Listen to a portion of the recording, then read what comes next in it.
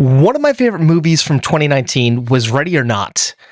It was this survival action horror movie that just took me by surprise, and it has a special place in my heart.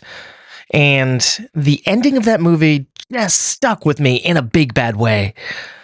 I can't tell you how often I think about just the pure craziness of what happened at the very end of that movie. So, of course, I've always wondered what it would be like if they ever made a sequel. And all these years later, they have Ready or Not, Here I Come. Now, let's talk about this really quick before I get into anything else. All the marketing, posters, trailers, whatnot, all that stuff has been saying Ready or Not 2, Here I Come. And I've been complaining about that because I feel like we don't need the 2. It should just be called Ready or Not, Here I Come. That just makes sense to call it that. You don't need the 2. But luckily, when the title card came up on the big screen, it only said Ready or Not, Here I Come. I don't know if that was a late addition or change, but I love it. So kudos to the filmmakers. Did I love the movie? I don't know. Let me tell you the premise of the movie before I even tell you how I feel about it. So, this picks up exactly where the last one left off. Heck, we might have gone back a minute or so before the movie ended. And I'm not going to tell you what happened at the end of the last movie. But you know what? If you're watching this, you probably saw the last movie. So essentially, Samara Weaving's character, Grace, she won the game of hide and seek. And she comes out of a burning building covered in blood. Her in-laws and everyone are dead. And she's just smoking a cigarette, unwinding. And this is where the movie picks up. EMTs come. She wakes up in the hospital. She's being questioned by cops. But one thing leads to another, and she is knocked out, and she wakes up handcuffed to her estranged sister and told that because of the incidents that happened at her wedding and the fact that she won the game and took out a couple of families that were there, I think she took out 2 of the 6 that were there, and they were a cult. Now there's opening spots there, and she has to play with the remaining families. And it's bigger, it's bolder than the last game because each family has a bloodline with them. Like different generations are there with them. You got parents and children, you got siblings, you got spouses. All these people are vying for the leader spot of this cult. And they send out one family member. If you kill them, then the next person in the bloodline gets to come out and attack her.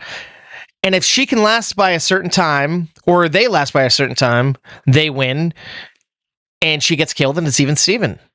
And they get control of the cults, or she gets control of the cult. It's kind of a rehash of the first movie, which is slightly unfortunate because the first movie was so original.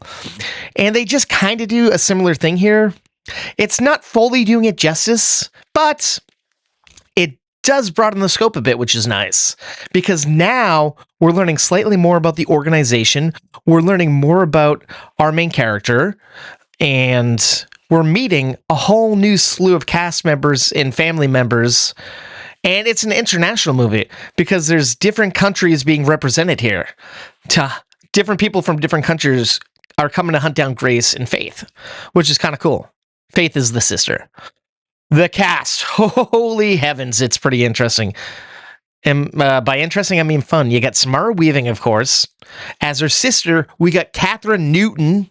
The 2 of them as sisters, I love that.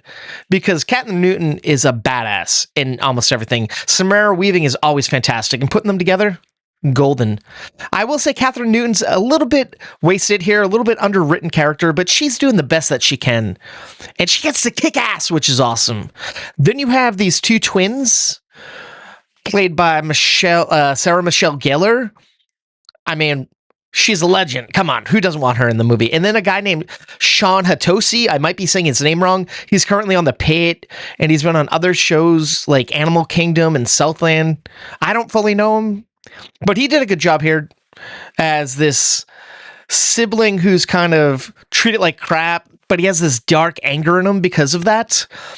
And as their father, you have David Cronenberg, the acclaimed director.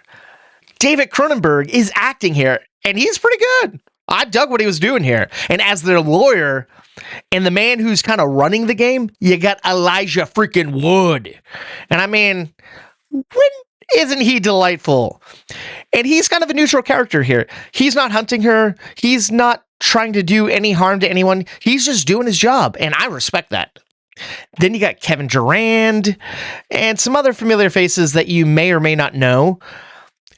And I feel like that's because they're international. I don't fully know them, but you might know them. And everyone's cool here.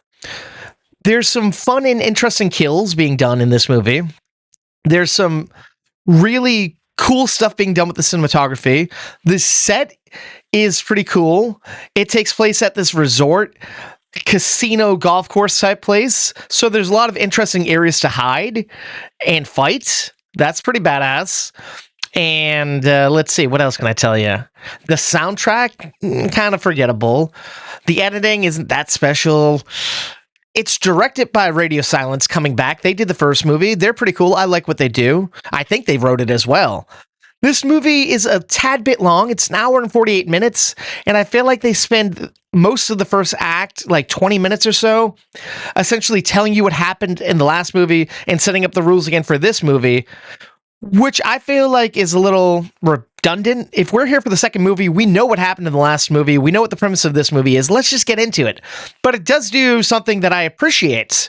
I like the fact that it gives us something that is just interesting and fun to watch. That's not an easy task. And it does something that most horror movies don't do. And I guess it's weird to say horror movie because I kind of consider it more of like a suspense, thriller, adrenaline ride type movie. But it's classified as a horror movie. So essentially, we're seeing the next day in the fallout of what happened in the last horror movie. And most movies don't do that. And it's fun to watch what happens the next day because I love seeing something so soon after that last movie ended. There's some funny moments in this, but I just feel like this movie is a little like lazily made. I feel like it could have been a little more fine-tuned, a little more original, maybe give her a different game to play, because we learned in the first movie, you gotta play a game to get initiated into the family. If we had a different game, that'd be cool. Maybe if we didn't see her being in the hospital and getting arrested, I think this movie should have just started with her being captured, like waking up, handcuffed to her sister. That's a little more evocative, in my opinion. And then maybe give a little bit of flashbacks of what might have happened. I don't know. I feel like it was force-fed, the first 15, 20 minutes of this movie. I don't know. I know I'm kind of Monday morning quarterbacking or whatever the turn of phrase is. I mean, it's a fine movie. I liked it. It didn't really do anything new for the franchise besides introduce a couple of new cast members, which is cool. But overall, I had higher hopes for this movie because, like I said, Ready or Not was one of my favorite movies of 2019. And this, not really my favorite movie I've seen this year. There's better movies currently out in theaters. I don't know. Maybe I gotta watch it one more time. I might be a little too harsh on it. I gotta give it another watch. I didn't hate it, but I didn't love it as much as I hoped I would. But why not give it a watch and judge for yourself? And if you do, and if you did see the movie, let me know how you feel about it in the comments down below. Did you agree? Did you disagree? Did you like it? Did you hate it? Are you somewhere in the middle like me? Did it surprise you? Let me know all of your thoughts, questions, comments, and concerns about Ready or Not, Here I Come in the comment section down below. And if you happen to have liked this review, why not do yourself a favor and hit like and subscribe to stay in the loop, because I'm putting out daily videos right here on this platform. And if you happen to like entertainment podcasts, I have one. It's called Movie Toast, News and Reviews, and it's available wherever you get your podcasts. Thank you, and please stay toasty.